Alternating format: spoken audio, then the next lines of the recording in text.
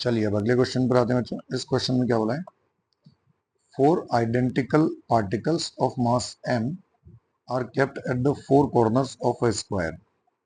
जैसे कोई स्क्वायर है, स्क्वायर के चारों कॉर्नर्स पर 4 पार्टिकल रखे हुए हैं इस तरीके से यहाँ पर। If the gravitational force exerted on one of the masses is this, ये कोई वैल्यू दी हुई है, ग्रेविटेशनल फोर्स दिया हुआ इतना, then the side of the square. देखिए स्क्वायर की साइड एल की टर्म में पूछी है, यहाँ पर ध्यान रखें बच्चों, एल स्क्वायर की साइड नहीं है, एल की टर्म में स्क्वायर की साइड बतानी है। अब देखिए जैसे मान लीजिए कोई स्क्वायर जो है, ये इस तरह का कोई एक स्क्वायर हो गया, इस पर एक 4 अलग अलग पार्टिकल्स को हमने रखा हुआ है। जैसे इस तरह का ये कोई स्क्वायर हो गया, एक पार्टिकल यहाँ पर है, दूसरा, तीसरा और फोर्थ पार्टिकल ये। इन सभी पार्टिकल्स के मास कितने हैं बच्चों, m। अब मान लीजिए स्क्वायर का साइड जो है ये a के बराबर है, इस वाले मास पर हम नेट फोर्स निकालते हैं तो क्या हो जाएगा बच्चों, ये वाला पार्टिकल इसको अपनी तरफ अट्रैक्ट करेगा F फोर्स लगाकर, ये वाला पार्टिकल भी इसको अपनी तरफ अट्रैक्ट करेगा फोर्स, सेम फोर्स F लगाकर। तो देखिए F की वैल्यू क्या हो जाएगी, F मतलब इस वाले पार्टिकल और इस वाले पार्टिकल के बीच में लगने वाला फोर्स F। तो F को हम कितना लिख सकते हैं, जी m1 m2, दोनों का मास सेम है तो जी m स्क्वायर बाई डिस्टेंस कितना है a, तो a स्क्वायर। इसी तरह से ये वाला जो पार्टिकल है यहाँ पर, ये पार्टिकल भी इसको अपनी तरफ अट्रैक्ट करेगा, तो ये मान लीजिए फोर्स लगाता है F डैश। तो F डैश को हम कितना लिख सकते हैं बच्चों, इस पार्टिकल और इस पार्टिकल के बीच का फोर्स, तो जी m1 m2 अपॉन ये वाली डिस्टेंस। इन दोनों पार्टिकल्स के बीच में ये जो डिस्टेंस हो जाएगी, ये कितनी हो जाएगी, डायगोनल के बराबर, मतलब a√2। ये डिस्टेंस को हम कितना लिख सकते हैं बच्चों, a√2। तो ये क्या हो जाएगा, a√2 का स्क्वायर, मतलब gm square by 2a square. अब देखिए इस पार्टिकल को कुल मिलाकर 3 फोर्स लग रहे हैं, एक तो F, दूसरा F ये, और तीसरा एक F डैश यहाँ पर। अब देखिए ये F और ये F दोनों के बीच में एंगल कितना है बच्चों, 90 डिग्री।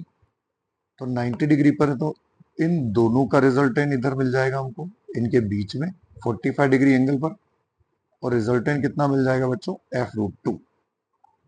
हमेशा आप ध्यान रखें, जब भी दो फोर्स हैं सेम फोर्स F 90 डिग्री पर है तो इनका रिजल्टेंट फोर्स कितना होता है, F√2। दो सेम फोर्स के बीच में कुछ एंगल दिया हो तो उनका रिजल्टेंट हम लिख सकते हैं कितना बच्चों, 2F cos थीटा बाई 2।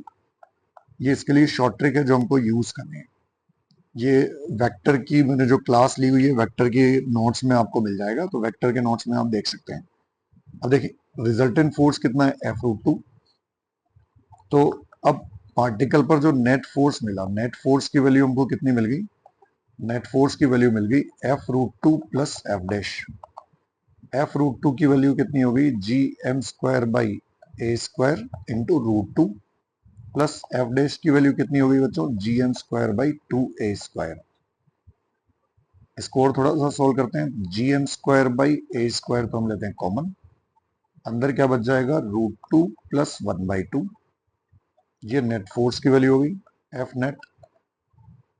इसको और आगे जैसा कि ऑप्शन में क्वेश्चन में दिया हुआ उसकी तरह अरेंज करें तो क्या मिल जाएगा, यहां से अगर मैं एलसीएम ले लूं तो कितना हो जाएगा, 2√2 प्लस 1 अपॉन 2 स्क्वायर अपॉन 2, ये नेट फोर्स मिल जाएगा।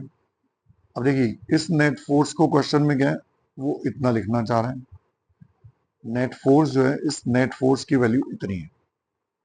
अब इस नेट फोर्स को हम कंपेयर कर दें अपने नेट फोर्स से तो क्या मिल जाएगा, 2√2 plus 1 upon 32 G M square by L square.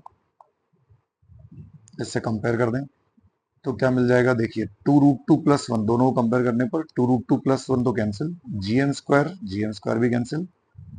तो यहां से हमको क्या मिल गया बच्चों, 2a square equals to 32l square. ये भी कैंसिल हो गया, कितना मिल जाएगा, 16। तो a स्क्वायर की वैल्यू कितनी आ गई, 16l स्क्वायर, मतलब a कितना मिल जाएगा बच्चों, 4l।